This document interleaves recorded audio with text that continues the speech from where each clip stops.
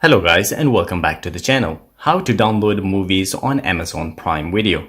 So let's start our video and find out.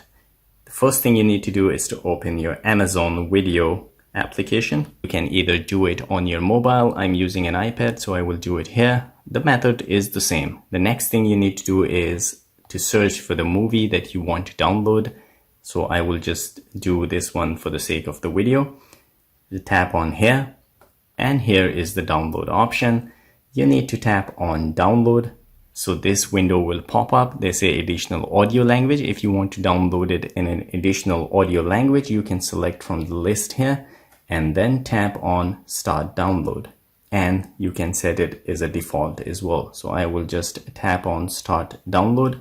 So as you can see, it is downloading right now, 0%.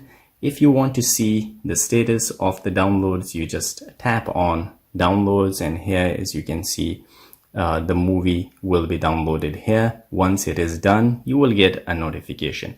So guys, this is all it takes to download videos on Prime Video. If you like the video, don't forget to subscribe. I will see you again in the next video. Till then, take care. Bye bye.